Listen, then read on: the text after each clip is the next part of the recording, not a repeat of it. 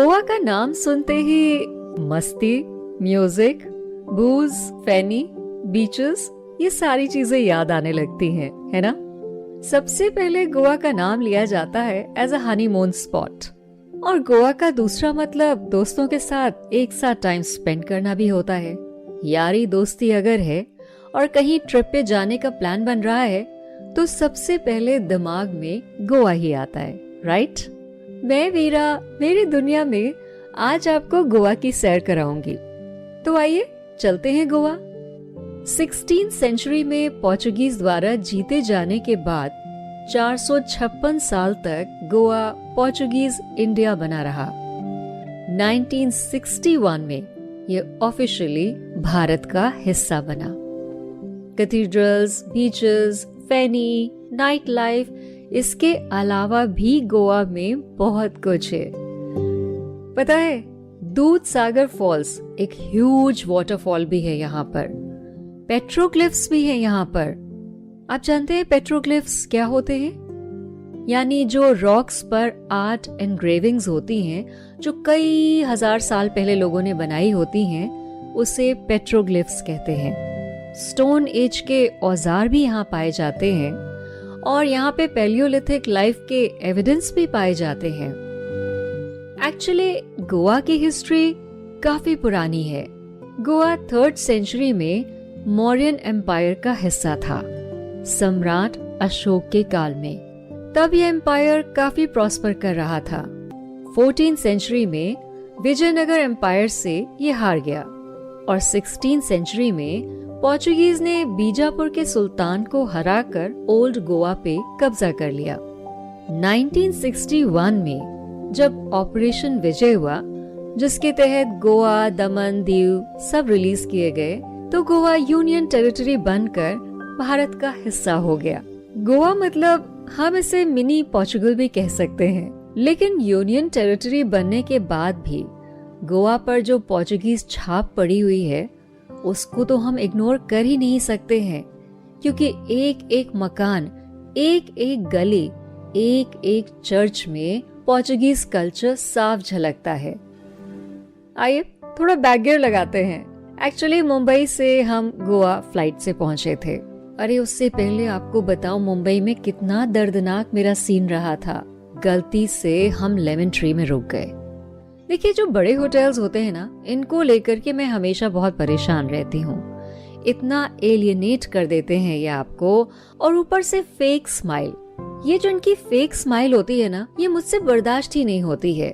आपको पता है कि सामने वाला मुस्कुरा रहा है, पर उसके दिल में आपके लिए बिल्कुल कोई भी फीलिंग नहीं है। तो हुआ कुछ ऐसे कि हम लोग काफी लेट पहुंचे थे क्योंकि हमारी फ्लाइट डिले हो गई थी। तो मम्मी जो थी वो बहुत ही गहरी नींद में सो गई थी, और जब वो गहरी नींद में सो जाती हैं तो उन्हें हैंडल करना बहुत मुश्किल होता है। पर lemon tree being a very 5 star hotel, उन्होंने पहले सारे प्रोसीजर्स करवाए। मेरी माँ को सोफे पर ही सोना पड़ा 1 घंटे तक। जब उन्होंने सारे फॉर्म साइन करवा लिए, सारे कॉलम्स फिल करवा लिए, सारा फोटोस्टेट करवा लिया, तब जाके उन्होंने कमरे की कीज दी। अनफॉर्चुनेटली हमें 2 कमरे लेने थे, तो उसमें से एक कमरा एक फ्लोर पे था, दूसरा कमरा दूसरे फ्लोर पे था। यहीं पे ये जो बड़े होटल्स है ना, इनका दर्द समझ में आता है। सच में, आपको पता है, एक फ्लोर से दूसरे फ्लोर तक भी आप नहीं जा सकते हैं अगर आपके पास एक्सेस कार्ड नहीं है। It was such a painful experience lemon tree में रुकना। कमरे के अंदर भी दर्द था और कमरे के बाहर भी। आप देखिए ना, किसी भी छोटे मोटे होटल में रुकिए आप बगल वाले कमरे में आराम से दौड़ते भागते चले जाते हैं। सब शाम की चाय मिल के पीते हैं, नहीं मन करता है बाहर निकल जाते हैं, ठेले से पी के आ जाते हैं, कोई आपको कुछ नहीं कहता है। पर यहाँ तो सब कुछ रूम में ही आपको दिया जाता है। इसके अलावा अगर आपने कोई भी जुर्रत करी तो आपको उसका हर्जाना भुगतना पड़ेगा। मूड तो हमारा मुंबई से खराब था, लेकिन जब हम गोवा पहुंचे तो हमारा मूड धीरे धीरे अच्छा होने लगा। देर रात को पहुंचे थे, करीब 10 बजे के आसपास। तो जो ठंडी हवा चलना शुरू हो गई थी, उसने हमारा मूड काफी बढ़िया कर दिया था। एयरपोर्ट से लेकर के गोवा, जो न्यू गोवा है, वहां तक की दूरी तकरीबन 1-1.5 घंटे में कवर हो जाती है। तो भाई हम जैसे ही न्यू गोवा में पहुंचे हमने कहा भैया कलंगुट बीच तक ले चलो, वहीं रुकेंगे क्योंकि हमें तो बीच के पास रुकना अच्छा लगता है। पर भाई हमें क्या पता था कि यहाँ पर बीच पे जितने भी होटल्स होंगे एक तो बहुत ही शैक टाइप के होंगे, यानी छोटे छोटे दड़बे जैसे होंगे, और दूसरा सबके दिमाग में एक ही बात है, यहाँ हनीमून मनाने लोग आते हैं, मतलब खिड़कियां तो होनी ही नहीं चाहिए, इतनी प्राइवेसी देने की भाई क्या जरूरत है। उस पर से चूंकि हम छुट्टी वाले वीकेंड पे गए थे तो किसी भी होटल में कमरा मिलना बहुत मुश्किल था, पर ऊपर वाले को फाइनली मुझ पर तरस आ गया। रात 12 बजे के आसपास कलंगुट बीच पर ही थोड़ा सा अंदर की ओर जाने पर लेफ्ट हैंड साइड में मीरा होटल नाम का एक होटल है। वो बहुत ही खूबसूरत था, शांत, बिल्कुल नो नॉइज वाला, विद अ स्विमिंग पूल और बहुत ही साफ कमरों के साथ में, और एक बहुत ही अच्छा सा सुंदर सा लाउंज भी था विद रेस्टोरेंट, और किराया भी काफी कम। बस जल्दी से हमने चेक इन कर लिया और उसके बाद चैन की नींद सोए लेमन ट्री के उस हॉरिबल एक्सपीरियंस को भुला करके, जहाँ पर हमसे बिजली का फ्यूज भी उड़ गया था, जहाँ पे हम अपने कमरे के बाहर लॉक भी हो गए थे, जहाँ हम एक से दूसरे कमरे में जा भी नहीं पा रहे थे, जहाँ पे मम्मी को खींच करके लिफ्ट तक लाना पड़ा और लिफ्ट से लेकर के रूम तक का डिस्टेंस इतना ज्यादा था कि वो बेचारी बहुत ही बुरे हाल में आ गई। Anyway, let's come back to Goa. देखिए भाई, कलंगुट बीच पे रुके हैं तो सबसे पहले सुबह हमको कलंगुट बीच ही जाना था। वैसे तो गोवा बीचेस से भरा हुआ है, लेकिन हमने 3 बीचेस एक्सप्लोर करे दिल खोलकर, एक तो कलंगुट, कंदोलिम और बागा बीच। पर तीनों बीचेस में मैं आपको बता दूं, इतना इंसान भरा हुआ था कि लग रहा था जैसे केकड़े मचल रहे वहां पे। आप एक इंसान के ऊपर से पैर रखे बिना दूसरी जगह जा ही नहीं सकते थे। और ऊपर से कलंगुट बीच पर इतने लाउड म्यूजिक वाले जगह जगह बड़े बड़े एस्टैब्लिशमेंट्स थे, इवेंट्स हो रहे थे कि पूरे बीच पर सर फोड़ने वाली आवाज हो रही थी। मेरा तो हार्ट ब्रेक हो गया। मतलब मैं कई साल पहले गई थी अपनी दोस्त के साथ गोवा, तब कलंगुट बीच बहुत ही सुंदर था, और जैसे आप एंटर करते हैं ना, वो उडुपी रेस्टोरेंट था लेफ्ट हैंड साइड पे, जहाँ हम जम करके रोज सुबह शाम इडली डोसा खाते थे। पर अब ऐसा कुछ नहीं है, सिवाय शोर के, सिवाय बूज के, सिवाय लाउड नॉइज के और सिवाय रेत पे लूटते हुए कुछ लोगों के। भाई सीरियसली, यहाँ पे शांति के बारे में तो आप सोचिएगा भी नहीं। और ऐसा ही बुरा हाल कंदोलिम बीच का था, और इतना ही भयंकर हाल बागा बीच का भी था। तो मैंने क्या किया कि अगले दिन जब हमने कलंगुट बीच में ये एक्सपीरियंस लिया तो भाई फटाफट हमने अर्टिगा बुक करी, और मैंने कहा गोवा शहर की चिकनी चुपड़ी सड़कों पर पोर्चुगीज कल्चर को देखते हुए ये गाड़ी तो मैं ही चलाने वाली हूँ। और फिर मैंने वहाँ का मैप निकाला और मैंने जगह फिक्स करी कि कहाँ कहाँ हमें अपनी अर्टिगा में घूमने जाना है। तो सबसे पहले हमने कैंपिंग करी सेंट बेसिलिका चर्च की। बेसिलिका चर्च को देखने के बाद, वहाँ पर थोड़ा टाइम बिताने के बाद हम पंजिम सिटी की ओर आए और हमने मांडवी रिवर के किनारे थोड़ा सा टाइम गुजारा, और फिर हम वापस अपने होटल मीरा होटल आ गए। देखिए, जब गाड़ी अपनी होती है ना तो प्लानिंग कभी भी कहीं की हो सकती है। इस मामले में बहुत ही सही थी अर्टिगा। जब रात हुई तो अचानक से हमारे दिमाग में एक ख्याल आया कि पंजिम एक बार फिर से चलते हैं, क्योंकि वहाँ पर जो फ्लोटिंग कैसीनोज हैं वो तो रात को ही देखने में मजा आता है। एक बार फिर से हमने रात को 9 बजे अर्टिगा उठाई और मैं ड्राइव करते हुए पंजिम सिटी की ओर वापस आ गई।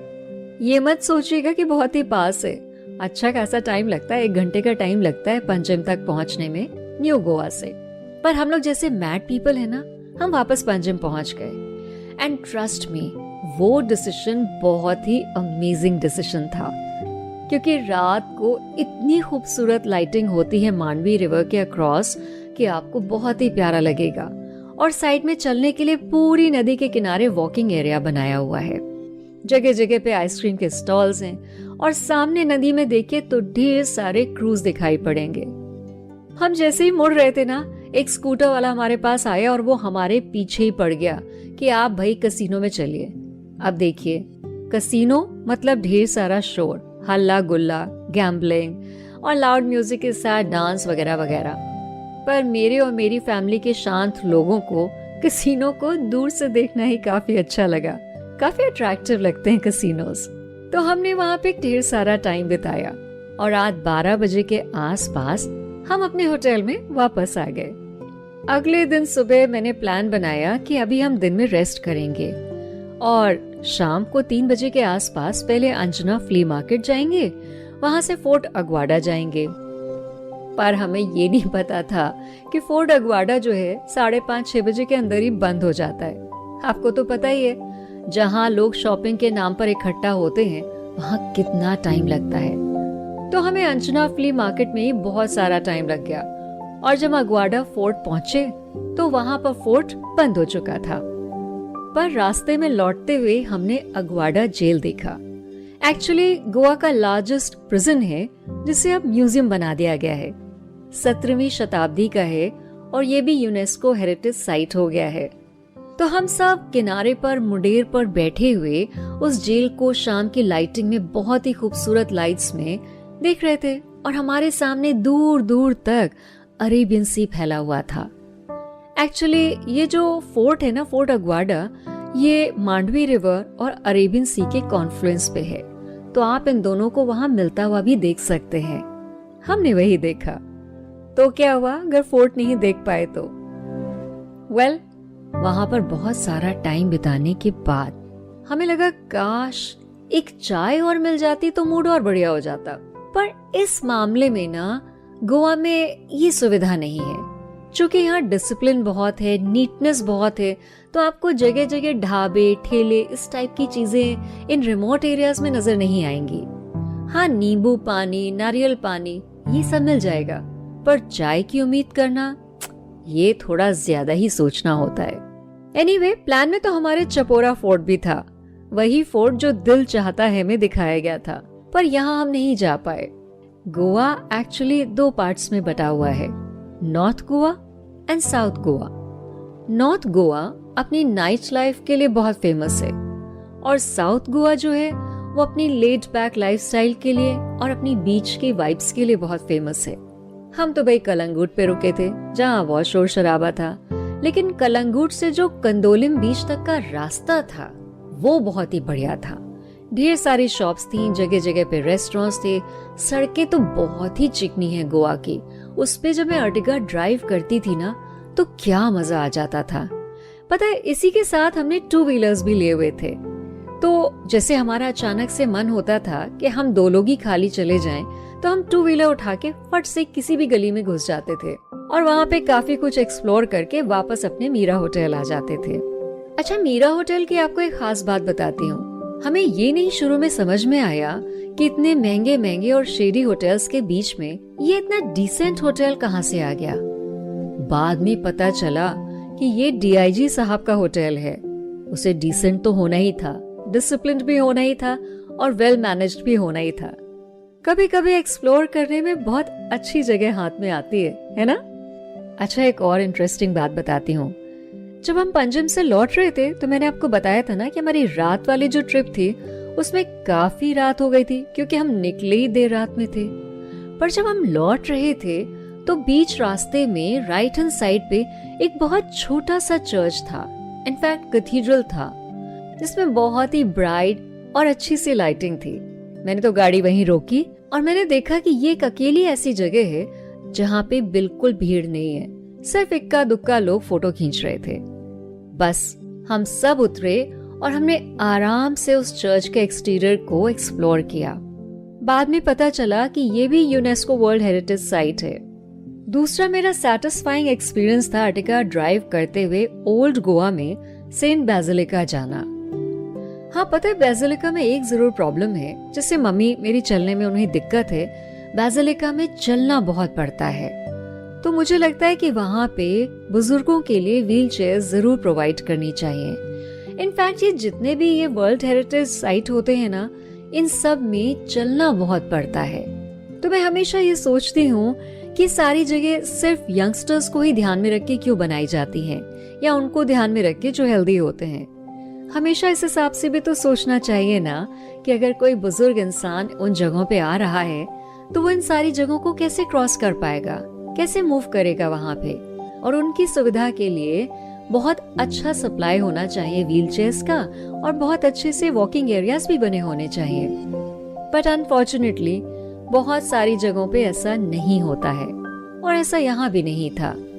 तो जब हम बेसिलिका देख रहे थे तो हम खाली 50% ही उसे मन से देख पाए, क्योंकि 50% हमारा ध्यान हमारी माँ पे था, जो कि बेचारी गर्मी और थकान से बहुत परेशान हो गई थी। देखिए, ऑनेस्टली बताऊं तो लोग गोवा को जितना हाइप करते हैं, मुझे गोवा उतना समझ में नहीं आया। पर मुझे गोवा तब समझ में आया जब मैं ओल्ड गोवा गई। ओल्ड गोवा बहुत शांत है, और ओल्ड गोवा में, इनफैक्ट पूरे गोवा में हरियाली बहुत ज्यादा है। इसी वजह से जब रातें आती हैं तो वो अच्छी खासी ठंडी हो जाती हैं। गोवा के जो घर हैं वो भी काफी आउटस्टैंडिंग है, काफी कलरफुल हैं। हालांकि लोग थोड़ा शांत रहते हैं। गोवा को प्रोजेक्ट ऐसे किया जाता है जैसे कि बहुत ही बॉइस्ट्रस लाइफस्टाइल है वहां का। बट इन फैक्ट गोवा के जो लोकल्स हैं वो बहुत ही पीस लविंग हैं।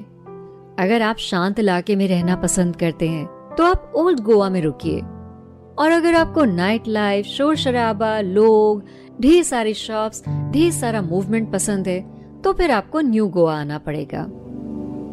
गोवा में एक और बहुत ही अच्छी बात करी उन्होंने जगह जगह पे हेरिटेज वॉक एरियाज बनाए हुए हैं। इसकी वजह से आप वॉक करते हुए बहुत सारी जगहों को यूं ही देख सकते हैं।